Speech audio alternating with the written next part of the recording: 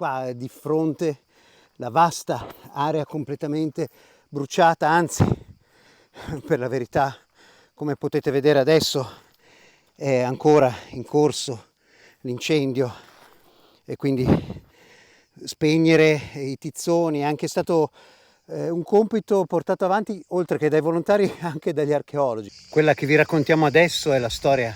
di una grande scoperta archeologica molto importante, ma anche la storia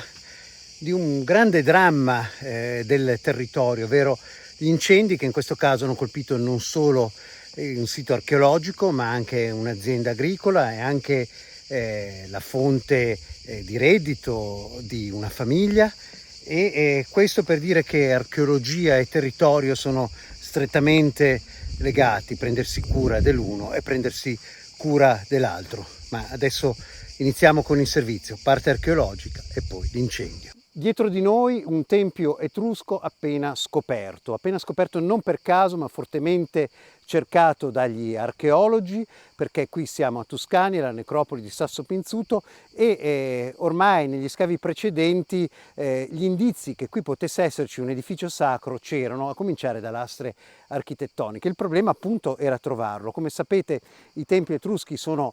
abbastanza rari da rinvenire e anche da trovare con una pianta molto chiara come in questo caso, naturalmente dovrà essere scavato ma inizia a vedersi chiaramente perché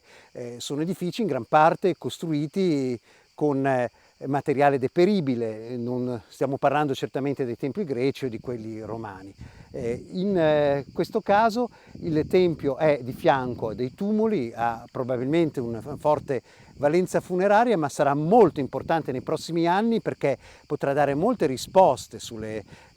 culto degli Etruschi, su non solo le aree funerarie, ma anche questi edifici sacri che, lo ripetiamo,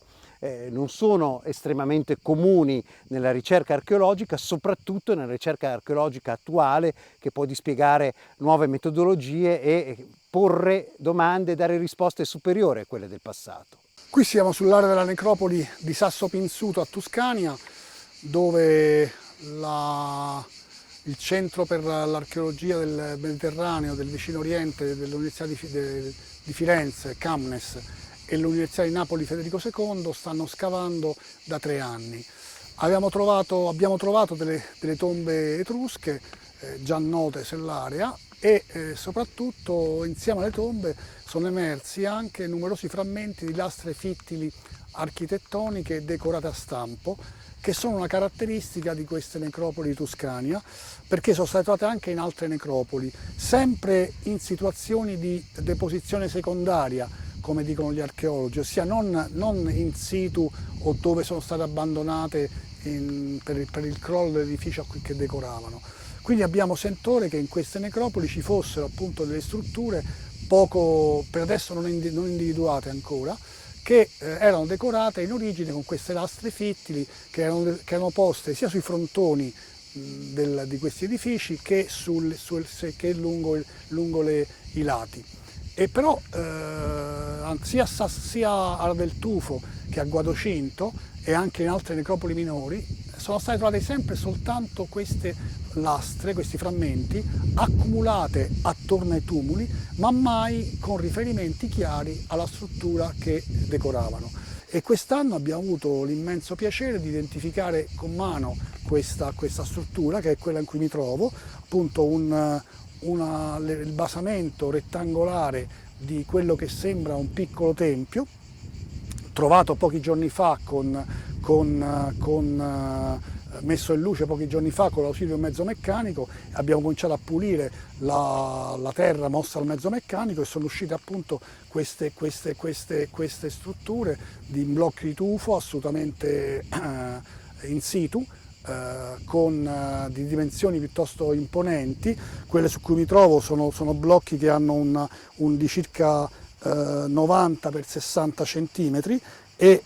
hanno sulla parte superiore queste cavità cieche che servivano ad alloggiare dei paletti o di metallo o di legno con cui venivano messi in opera definitivamente questi blocchi. Quindi non sono segni casuali, ma sono assolutamente segni dovuti alla messa in opera di questi blocchi.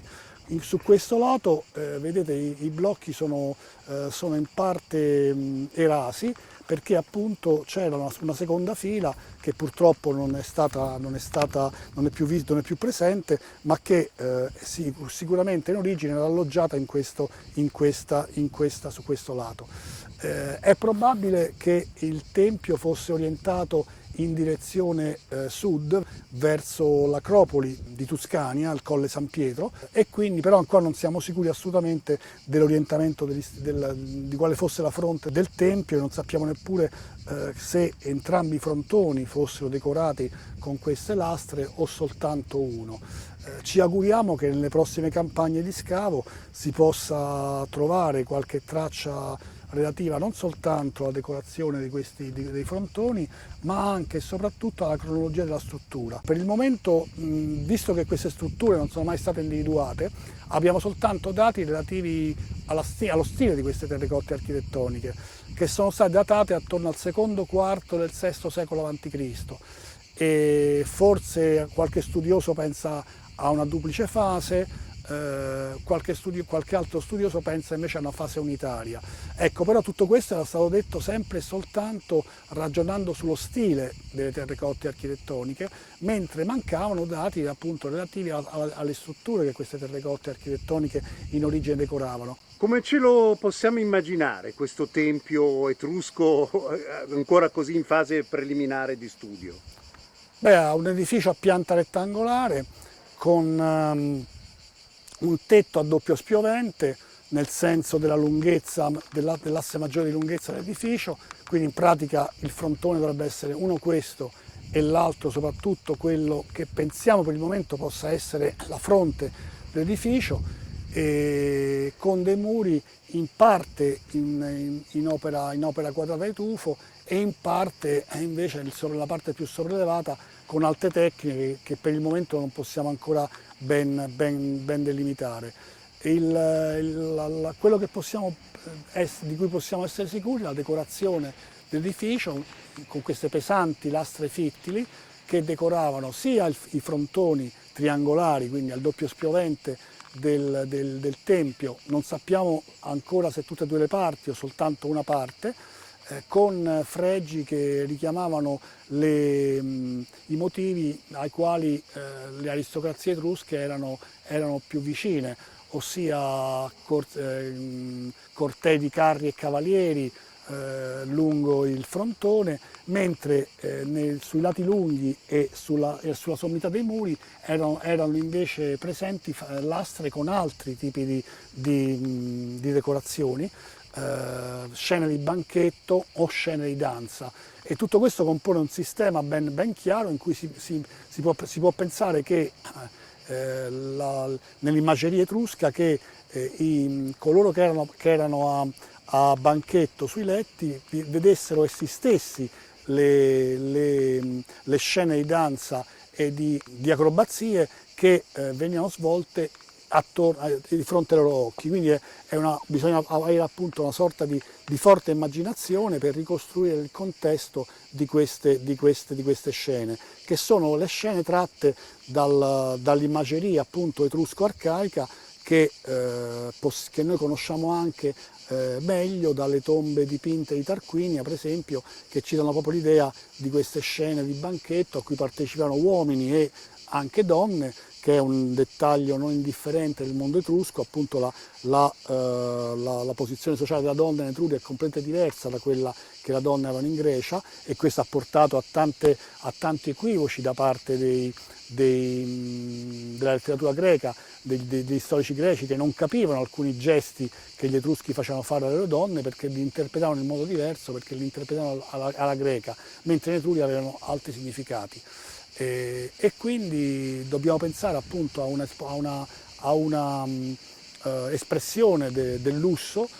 aristocratico di queste aristocrazie di campagna che vivevano che in queste zone ricostruivano il loro modo di vita anche nelle necropoli. Come vi possiamo raccontare quella che è una dramma per il territorio? Ebbene, qui vedete il tempio appena scavato, qui ci sono i tumuli, ma basta fare veramente pochissimi passi, li contiamo, siamo in questo momento a meno di 10 e su un vasto fronte dove vedete l'inizio del tumulo a pochi centimetri, l'ultimo ulivo colpito e qua di fronte la vasta area completamente bruciata, anzi per la verità, come potete vedere adesso, è ancora in corso l'incendio e quindi spegnere i tizzoni è anche stato un compito portato avanti oltre che dai volontari anche dagli archeologi che sono arrivati qui per cercare di dare in qualche modo una mano. E il discorso del territorio, quindi molto fragile, è altrettanto visivamente chiaro e il prendersi cura dell'archeologia equivale a prendersi cura del territorio e viceversa, e poter aiutare questo territorio a ripartire è anche un atto di grande civiltà, di amore per il paese, soprattutto per chi, come in questo caso, ha sempre aiutato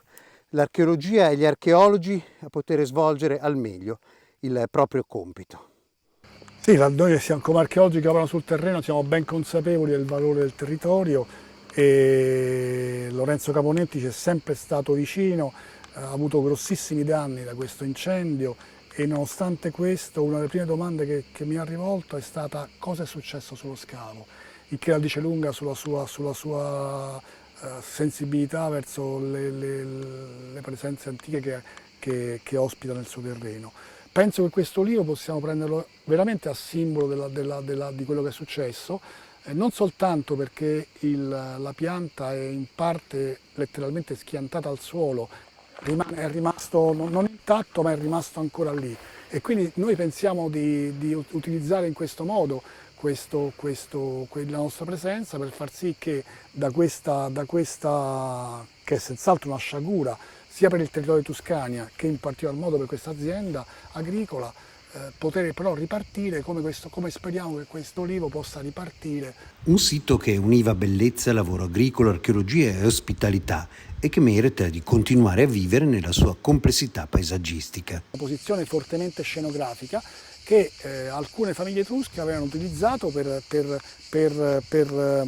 erigere i propri tumuli. Appunto abbiamo 3 tumuli funerari uno dopo l'altro allineati su questa lingua di terra lungo la strada e accanto al tumulo, tra